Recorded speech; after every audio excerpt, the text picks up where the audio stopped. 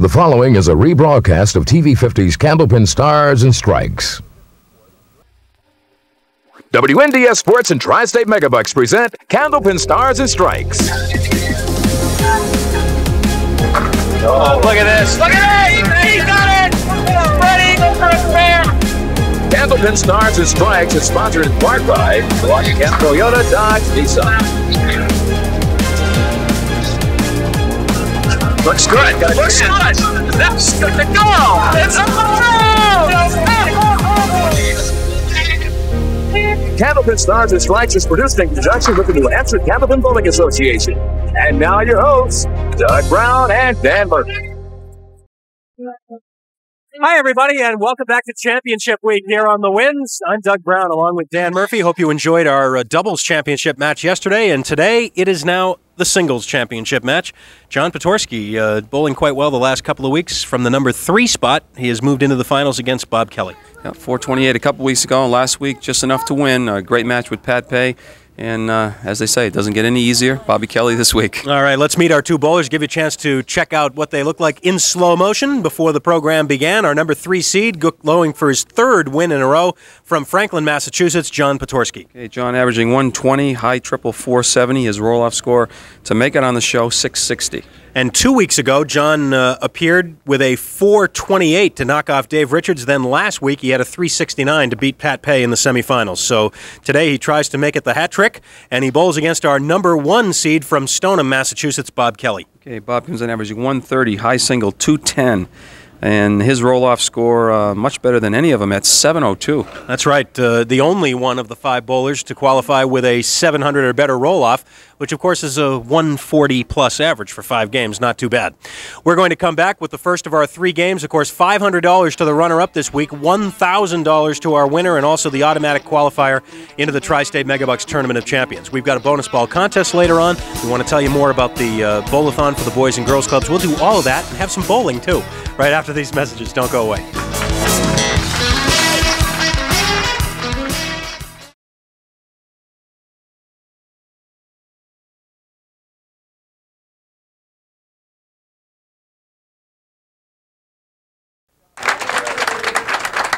John Potorski knocked off number 5 seed Dave Richards 2 weeks ago with that big 428. Then last week he beat number 2 seed Pat Pay with a 369. Today, he goes for his 3rd consecutive win against Bob Kelly, a guy who has already qualified for the doubles tournament of champions and is looking to get into both springtime events. John Potorski trying to prevent that, though, looking for his 3rd straight win.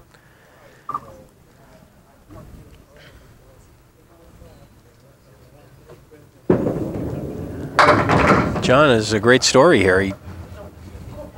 Before coming in during this series 2 weeks ago, he had gone more than 9 years between appearances here on Stars and Strikes in singles competition, and when he was here 9 years ago, he won 2 matches before losing. And he starts with a spare.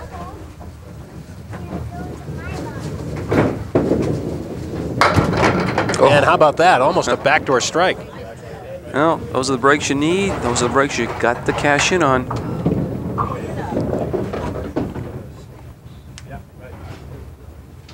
Waiting for a piece of wood in the back to settle down. Not a bad start. Not a bad start at all. Now Bob Kelly. Certainly with these 2 guys down, the possibility exists for some big scores.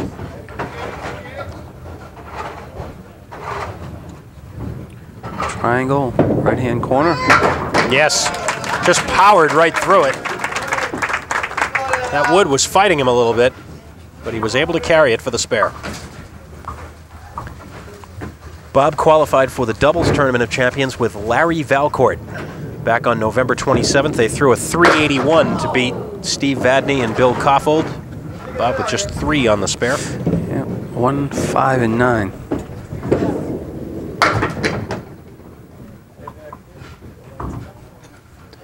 And this is the 2nd time this season that Bob has come in as a #1 seed in singles. He was here back on Halloween Day, October 31st, as the #1 seed. He lost that match to Mark Gregory. Mark Gregory is one of our 3 qualifiers already for the Tournament of Champions, along with Peter Flynn and Joe Ashline.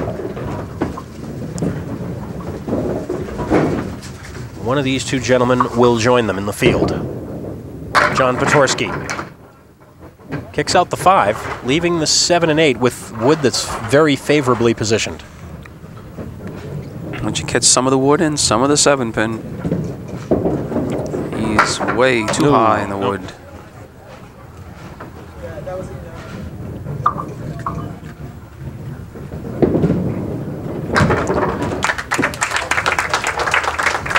In fact, when Bob Kelly was here back in October as the #1 seed, he had also rolled a 700 in the roll-off, 704 back then. Right through the middle, John Potorski.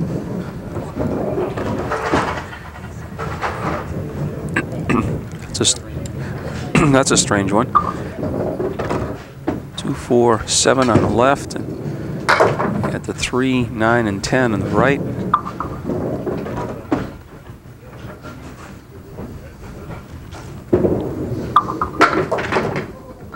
And the 9. 56 through 4. The final roll-off for this series held at Leda Lanes in Nashua. Let's say hello to Ray Simoneau and all the gang over at Leda Lanes, especially Chris Boisvert, who helped us out with the final roll-off scores, getting ready for the taping. 6, 7, 10 for Bobby Kelly. Oh, not quite. Good effort.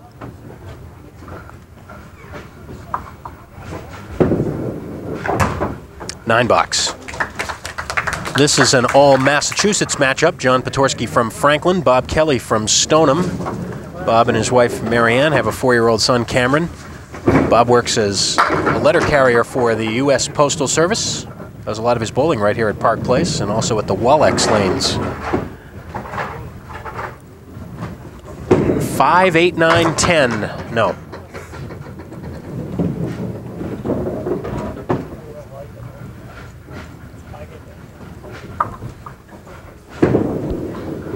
And a $10. 15 pins the difference. John Potorski in the lead.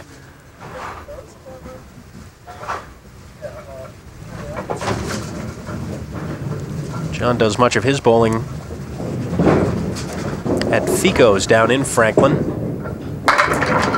Although we were discussing this off the air last week, he used to be a league bowler here at Park Place at one time for a year or so.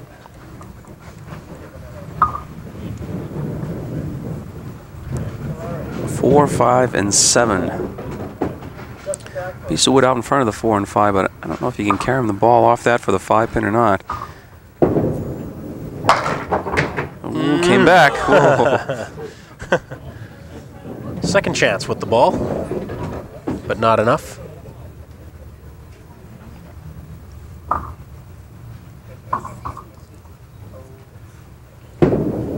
And the $10.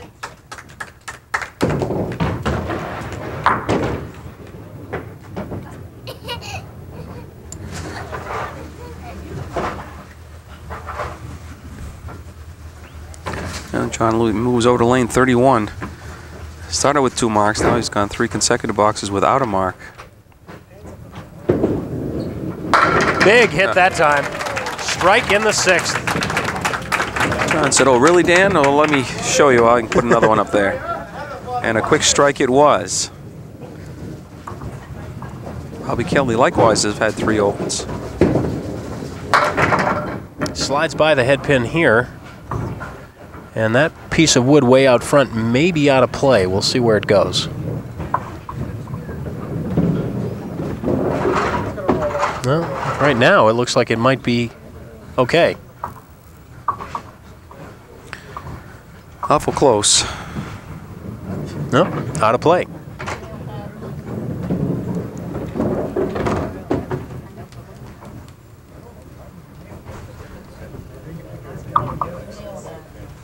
The 1, 6, 7, and 10, and just like that, Bob Kelly converts it.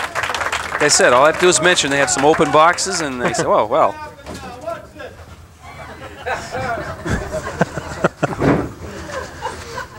I do believe that was Peter Flynn. Yes. Doing some cheerleading in the background. There's Peter and Bob Bull on the same team, and there's strike on spare. Wow. Boy, that didn't take long. Off the wall, nudging the 5-pin over, strike on spare. Climbs back to within 5 of John Potorski. John filling his strike now. And almost got a break over there and possible chance at a double. But instead he'll shoot at the 2-4. For the spare? Yes, indeed.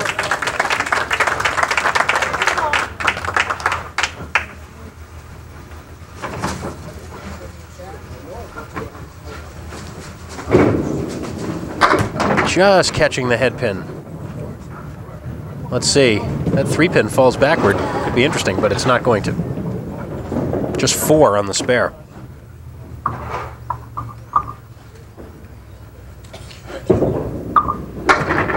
Will it happen? Oh, he may get the 10 and not the 7.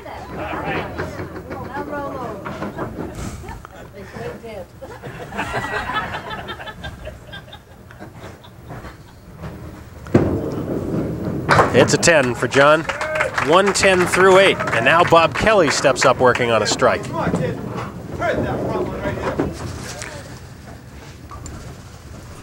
Oh, last strike was a quick one. Let's see. You can put another one up there. Looks pretty good going in. My, oh my. 4, 7, 8, and 10. No wood. Thank you very much. Looked like a pretty decent ball going in the 1-3 pocket. 7 on the strike. Our 3 qualifying scores: Joe Ashline at 441, Peter Flynn at 421, and Mark Gregory at 370. I was joking with Peter Flynn before the show. He said, "Yeah, I'm here to root on Bob Kelly, my good pal." He said, "I want him to win, and I want him to get a 420. Solid 9-pin drop. Leaves just a 6. It's Peter joking about the fact he doesn't want Bob to qualify with a higher score than Peter had. Gets the spare. Very tight match right now. John Potorski, who's won 2 matches in a row and has been very, very tough, in the lead right now. Final 2 boxes, game 1. Championship match. And let's see. No on the 2-pin. Almost got the nudge.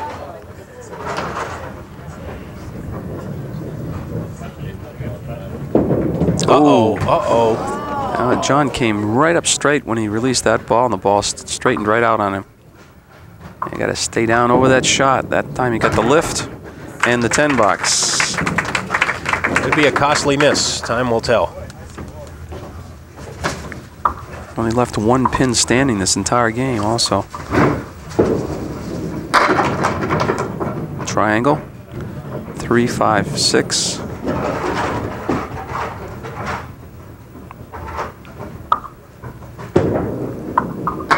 Nope. One of our participating sponsors here on Stars and Strikes for this series, Rockingham Toyota Dodge Nissan, right on Main Street, Route 97 in Salem, New Hampshire. Come to Salem and save. Rockingham Toyota Dodge Nissan. A 10 for John Potorski and a 130 opening game. Bob Kelly were to put up another mark, he could take the lead. Oh. Wow. That piece of wood was twirling in between the 5 and the 10. Never touched either one of them. See if you can cut the 5-pin over. Nope. No, Bob can still take the lead with a mark in the 10th. But regardless of what he does, the match is going to be close. Just 5 pins separating the bowlers now. Okay, big finish.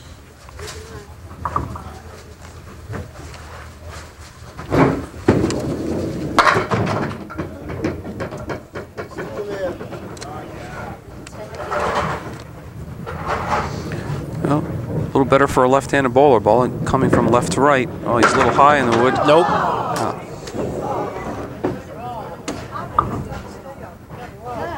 Well, Needs this one to stay within 5.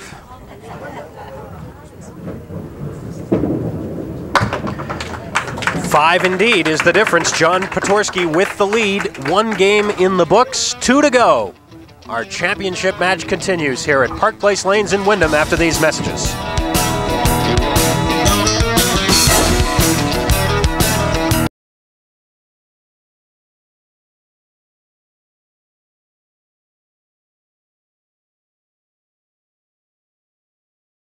Bob Kelly will start game 2, trailing by 5.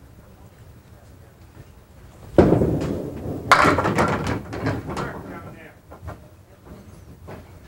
winner of this match to advance to the 6th annual Tri-State Megabucks Tournament of Champions.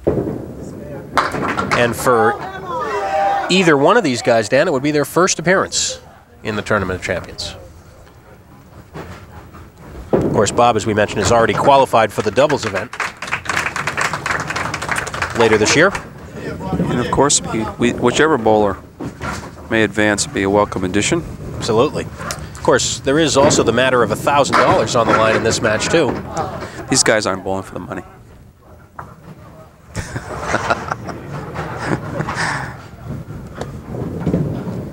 So you're saying that the money is kind of an incidental side benefit to all this? Cab fare. I see. Well, how about the 3, 7, and 10 with wood? It's got to come up high in the wood, though. Otherwise, it's going to go right in the channel. Oh, got it. With that ball is not. We're going to have to slow this down to see what happened. Actually, never even disturbed those other 2 pieces of wood until after the shot was made.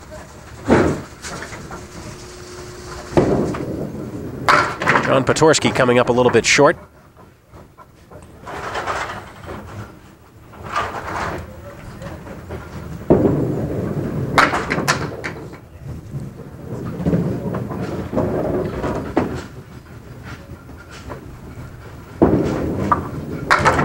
And a 9.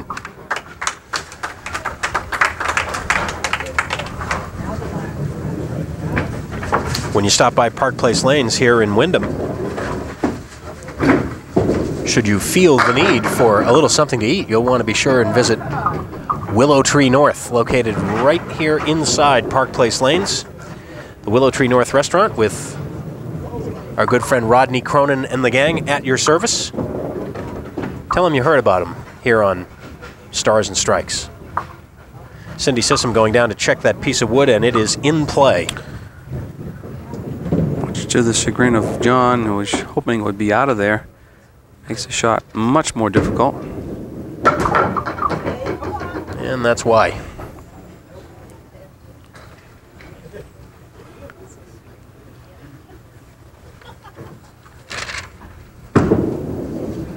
For the 10.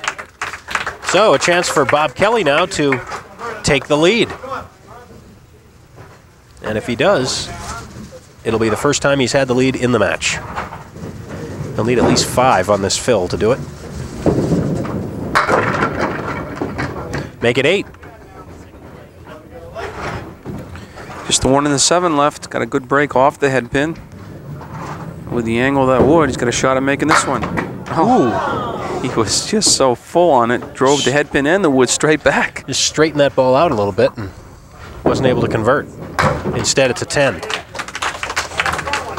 Bob Kelly making his 26th appearance here on the Winds.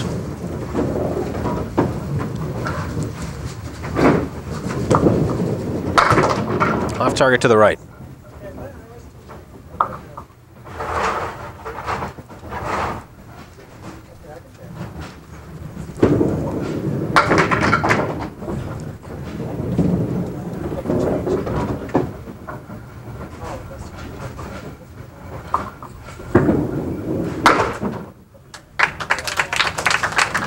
Two open frames for Bob after taking the lead.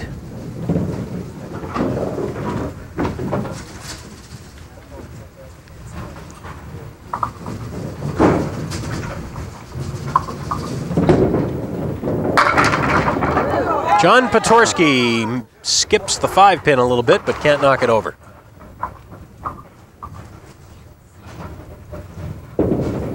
Oh, he's got to hurry. And again, a little fatigue setting in and what, but John was right straight up. And when that happens, it straightens his ball out. He stays down like that, gets the good lift, and that time it broke too much to the left, but just a 5-pin lead for Bob Kelly now.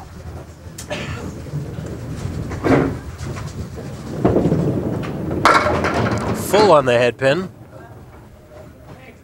Well, that would help a little bit by turning. Is it out far enough, though? Yeah, I think it might be too deep, but it's worth a chance. Oh, you can play the 6-pin. Pat Pay made this shot last week.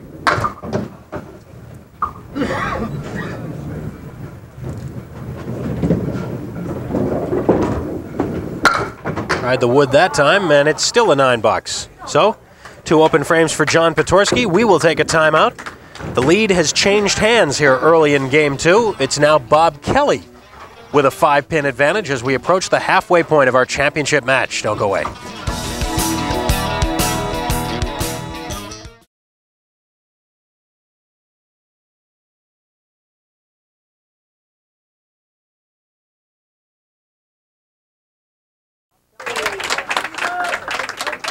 Bob Kelly in the lead and on the line.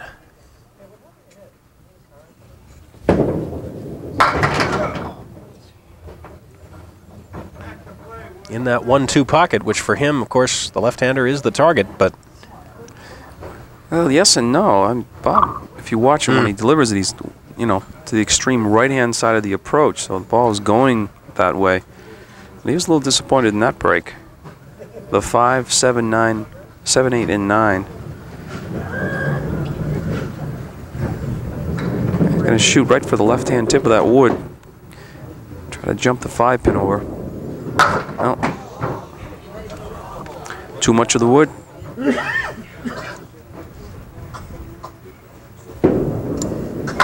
And just a 7. Seems like when either of the bowler gets the lead, they start backing up a little bit. It's one of those thoroughbreds that don't like to run on the lead, like to come from behind. Again, the 1-2 pocket for Bob, but that ball straightened out on him, and you see the result. Ugly. That's all we can say about this lead. Uglier than the last one. Wow. So it's going to be 2 open frames for John Potorski they'll work on, and actually 2 big open frames. Only a total of 13 pins in those 2 frames. So John could tie it up or go ahead just without even a mark.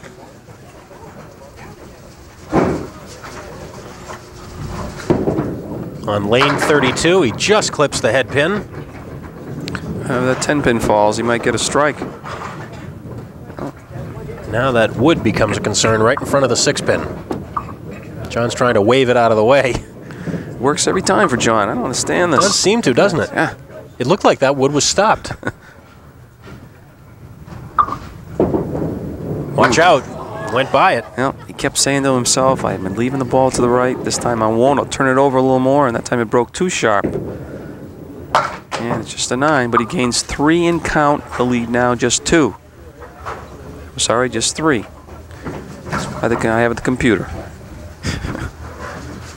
9 from 7 is 2. From 5 is 3. Right. Well, first ball hunting again is John Potorski. This time it's the 3 and the 9. I was going to say, don't turn around too quick, John. You might have to direct this wood back into play. Oh, no. Nope. 2 spare opportunities, or look like there were spare opportunities, go by the board. But he's going to gain a lot in count and take the lead. Couple of 9s. No, I say tie it up. You're a little too far ahead of yourself there. Dead even.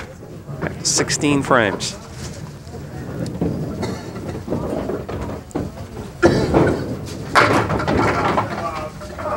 Oh, Bob Kelly gets a big break. He had a triangle, got a little tap on the 5-pin, and then takes out the 2 as well, leaving him with the 4 for single.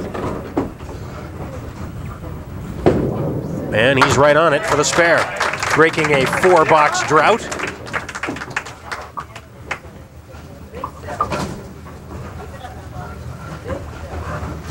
tough to do, especially in these kinds of situations with big money and so forth on the line, but you got to try and forget what's happened to this point and just start over again. And Bob threw another pretty good ball and gets only 5.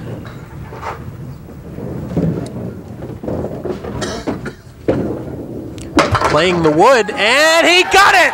What a shot for Bob Kelly! A creative way to make that shot. Unbelievable.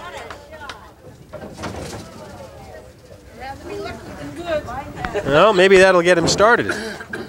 2 marks in a row. And that was a great one.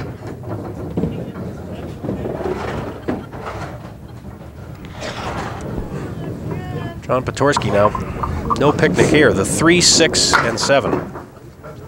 Heard somebody in the audience say rather be lucky than good. I'm sure Bob was playing that way all the way. All the way he was playing that wood. 8 box for John. So Bob quickly reestablishes a lead. And remember, he's got another mark up here in the 8th.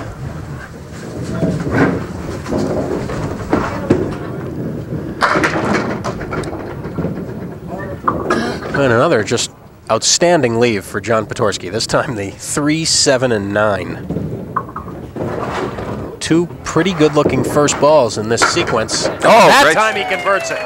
So 2 magnificent spares in the 8th frame for both bowlers. Watch this one.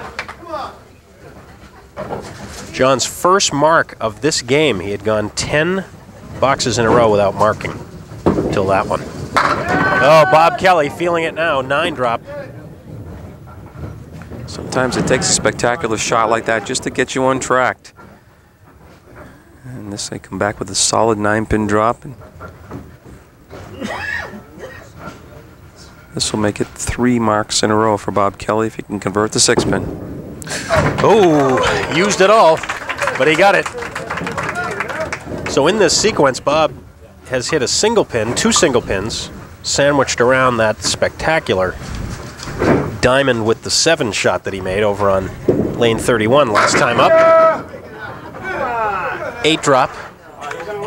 Oh, that wood is angled directly toward the 7-pin. If he's anywhere to the center of the 3-pin to the right, he's going to make it. Oh, dropped it badly. Nope. Oh. He knew he missed that one. But he does get 3 marks in a row and finishes the game with a 122 for a 2-game total 247.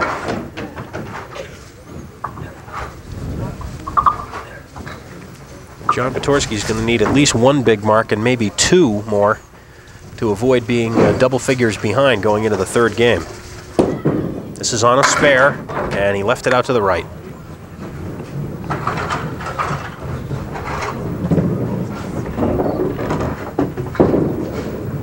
Oh, tried to play it inside and got nothing.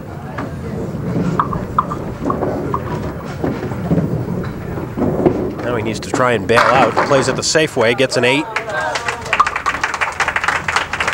Well, if John can get a mark here in the 10th, he could keep the lead under 20, which would make it much more manageable going into that 3rd and final game. Boy, John has not had much luck here in game 2. He did hit the head pin rather full that time. 4, 5, and 7. Nope.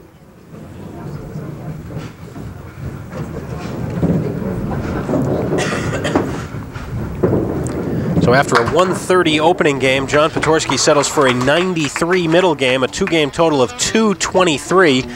And as you see, the lead is 24 for Bob Kelly. One of these guys will be advancing to the 1994 Tri-State Megabucks Tournament of Champions. We'll see which one after these words.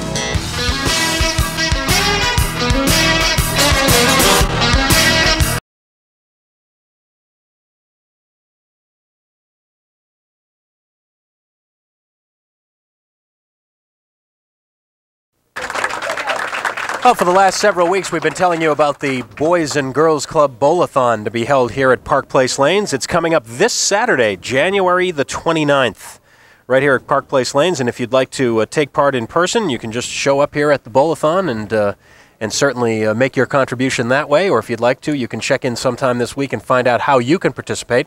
Dan and I are participating in kind of an unusual way. We're going to be rolling 3 strings sometime this week ourselves. Unfortunately, our schedules don't permit us to be at the Bowl-a-thon on Saturday, but we are going to get together for 3 strings of bowling sometime this week, and we're going to take those scores and use them for your pledges for the Bowl-a-thon for the Salem Boys and Girls Club. So we'd like you to mail in your pledges. You can pledge a flat amount if you'd like on behalf of either Dan or myself, or you can pledge an amount per pin for one of us. For instance, if you were going to pledge a nickel a pin and I were to roll a 300, that would be, why did I do such a tough amount? That would be a $15 pledge. Nickel a pin, 300 pins, that's $15. So you can do it either way, either a flat amount or an amount per pin, but be sure and put Dan or Doug somewhere on the envelope when you write in, and send it into Bowl-a-thon, Park Place Lanes, Route 28, Windham, New Hampshire, 03081.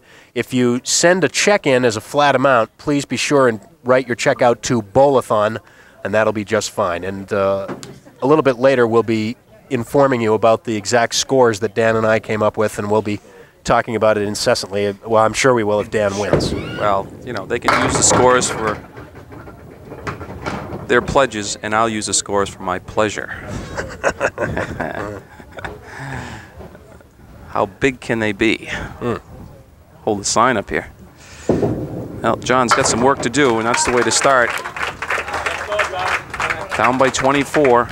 Starts with a spare in the first. Well, of course, we're having the friendly competition in the bowling, but we're also having a friendly competition to see who can raise more money, and so... Yeah, it's a great cause. My hope is that the people who pledge an amount per pin on my behalf will pledge a little bit more per pin. That way I might be able to make up any deficit that I might have. 2 marks for John Potorski to start it here in the third. You don't leave any I's undotted and T's crossed, huh? You want to make sure. I got it all taken care of. Well, it'll be fun and a great cause, so please help us out. Bob Kelly, half Worcester.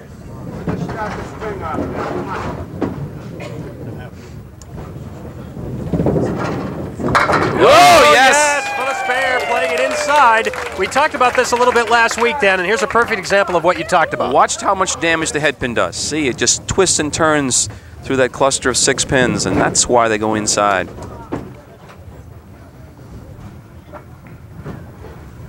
Big spare for Bob Kelly, and he fills it with 8 more. But to keep pace, he's going to have to convert the 5 into 10. Not an easy shot, but a makeable one. Ooh, gave it a run. Ball faded a little bit on him to the left. Takes the safe way this time, getting the 1, making sure of that. That pin could be important later on, you never know. Bob carrying a 24-pin lead into this third game. One of these 2 gentlemen is going to join Joe Ashline, Peter Flynn, and Mark Gregory in the field for the 1994 Tri-State Megabucks Tournament of Champions. Probably a little too early to start looking at the final score, but I was going to say, yeah, it's they've got a little more work to do at hand first. I'm sure that's the farthest thing from their mind right now. The lowest qualifying score to this point is Mark Gregory at 370. The highest is Joe Ashline at 441. I dare say neither of these guys are in danger of finding that score. But Mark Gregory's score could certainly be in jeopardy depending on what happens. Will it be a strike for John? No. Got a little touch on the 4-pin, but not enough. Oh, this is going to be a shame if this wood settles down in front of that 4-pin now. Nope. Well, still not the greatest, but now it's moving away. Problem is John's waited a long time now.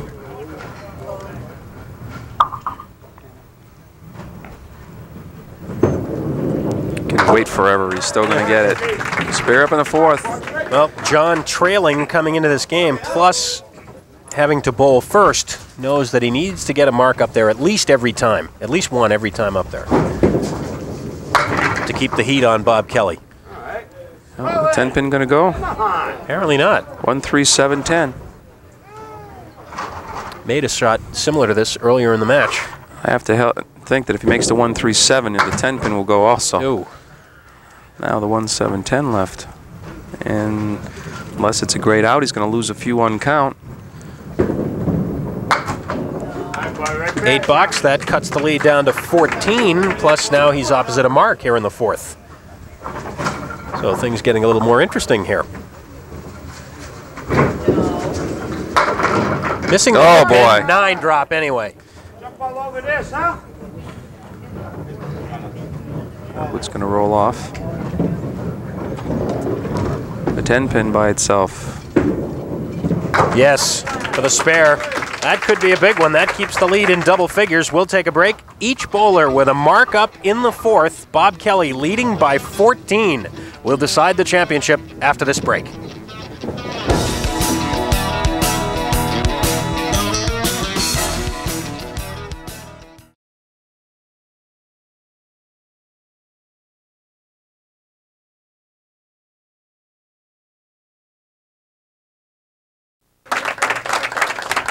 Well, John Potorski will be first to fill that spare in the fourth.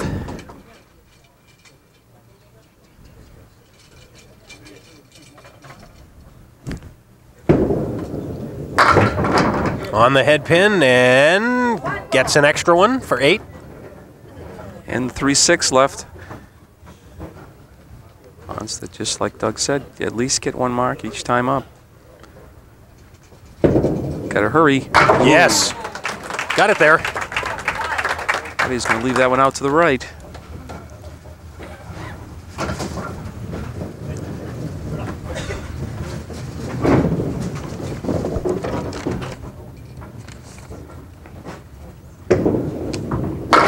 Oh, right through the center. Spread eagle, 4 fill.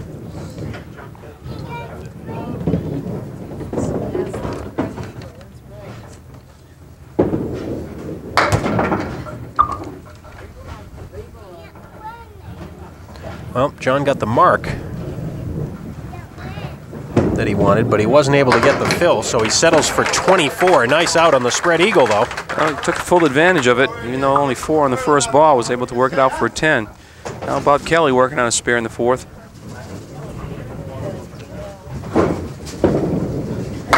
And he does it, too. Spread eagle on his spare. See what Bob does with it. This is going to just about be even. Oh boy. Oh no, a 6-box, and the lead is now just 2. 2 pins the difference.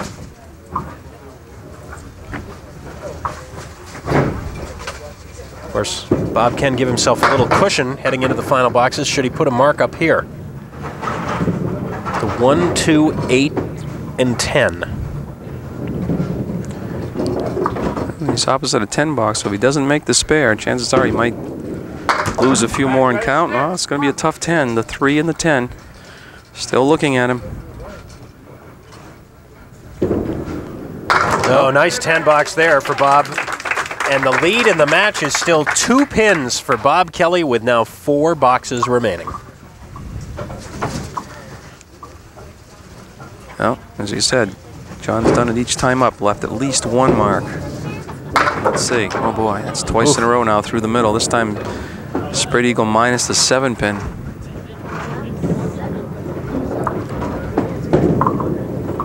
Oh, what a try! Oh my! Just the 2 pin remains. It puts him in a position to make another 10 box though, which could be important. No, it's just 9. Quick reminder that next Sunday here on Stars and Strikes, as we take another look at that great spare effort by John Potorski, just missing on the 2 pin. Reminder that next week we'll have our 4-week mixed doubles series beginning here Sunday at noon.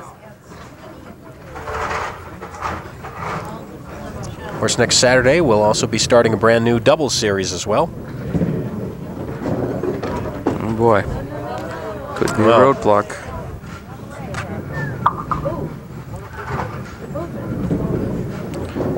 John's not even directing it. He's done very well directing pins. Oh, it's going to stay out of the way anyways. The 4 pin. He's on it. Yes, sir, for the spare, and he continues to put up at least 1 mark every time. That's 10 now in the match for John. Pretty tough competitor. Bob Kelly trying to protect the 2-pin lead and everything but the 5.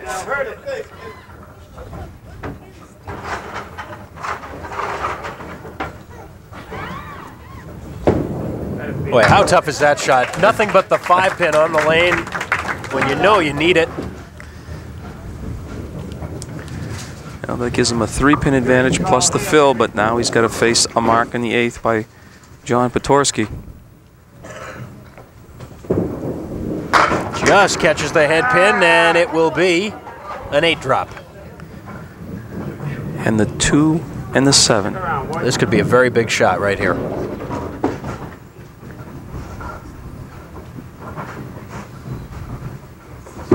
Let's see. Oh, just slipped by. He was trying to split it without using the wood.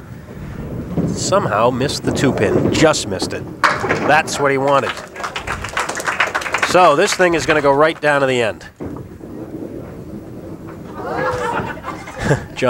Bob rather trying to clear out a piece of wood that's come crawling up the lane, and finally he says, well, that's what Cindy's here for. He'll let Cindy go do it.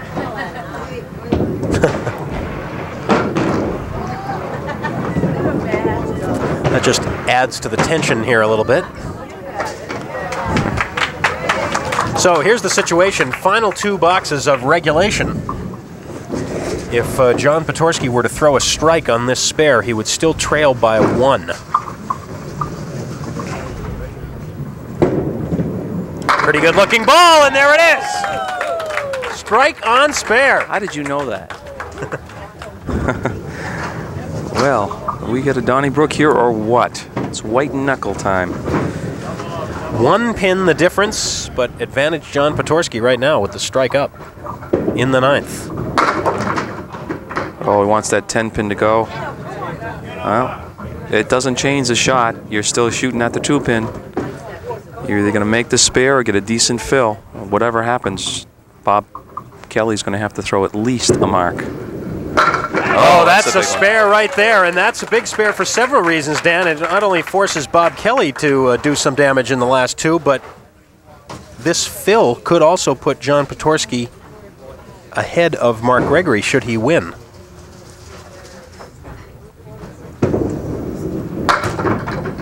It is a fill of 6 for a 152 final game for John Potorski, 375. So he beats Mark Gregory's score by 5, but the question is, has he beaten Bob Kelly? We'll know after these 2 boxes. 128 to tie, 129 to win. He's at a 113 clip now. He needs 2 marks. Great first ball from Bob Kelly, and look at that. He's going to have to shoot at the 10-pin. He had the 4-7-10 left, and Wood came across and knocked the 4-7 out. Just the 10-pin first spare. Oh, no. No. Misfired. That's going to put him in a double strike situation. Well.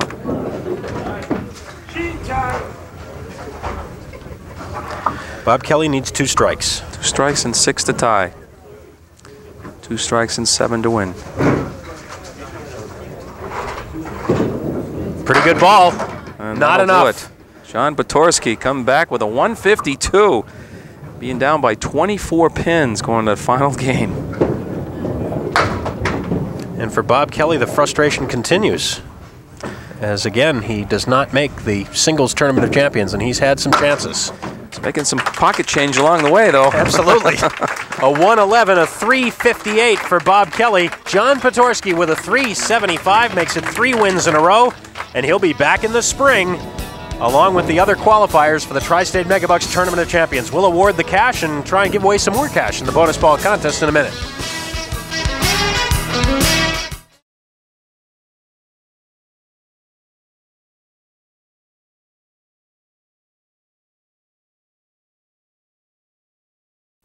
And welcome back to Park Place Lanes. Doug Brown along with Dan Murphy will rejoin me in a second. Championship week in the books, and it's John Potorski advancing to the Tournament of Champions. We'll talk with him in just a moment, but first of all, a round of applause for our runner-up, Bob Kelly, with a 358 this afternoon, and Bob will take home a check for $500 for his efforts. Not the check you wanted, but still it does give you a chance to come back and qualify again. John kept the pressure on there. He did what he had to do, really, in that third game. He kept putting the marks up. Well, you hold a 24-pin lead. It looked like I was playing defense, and John just balling loose, and that's all the strings you get. But I got a new strategy. I'm going to do on the roll-offs next time. Oh, what's that? Qualify lower, yeah. Not coming first. Kiss of death. Well, of course, you're already qualified in the doubles tournament of champions, and there's still time left this season. So good luck. Perhaps we'll see you again. All right. I hope so. Thanks. Thanks very much. And now John Potorski for the bonus ball contest. And once again, we have $90 in the jackpot this time, so we're looking for a $90 winner, and obviously, of course, Bob Perella would love to give away a couple of sets of brand new bowling balls from Paramount Industries. But in order to do that, we have to have a match, and let's see, it's a 6. Well, John threw a strike last week. It should be easier, I would think, to match a 6 than a strike. We'll see. What do you think? Well, not a match. Close, though, for Thomas Haugen from Lawrence, Mass. Thomas, thanks for the entry, and we'll be sending you a consolation gift in the mail very shortly. His guess, by the way, was 7, so that means our our jackpot will be going up to $100 next week, and I was thinking grand prize because here's the grand prize check, and it goes to this man right here, John Potorski, $1,000. Congratulations, and well-deserved applause for a 3-week run, and boy, you had to do it right at the end there in this one. I thought it was all over after that second string. Boy, I kept missing to the right, to the left. I don't know which way the ball was going to go. But she's a tremendous third string. I just reached back for a little extra and just let it rip. And I got successful. Well, now you can sit back and watch everybody else battle, and you know that you'll be here in the spring along with Peter Flynn and Joe Ashline and Mark Gregory. You're there. A group of guys to bowl, I'll tell you, really. Thank you very much, and I don't know what else to say. Well, congratulations, and go get some rest, I guess, to come back in the spring. Thanks very much, John. Congratulations.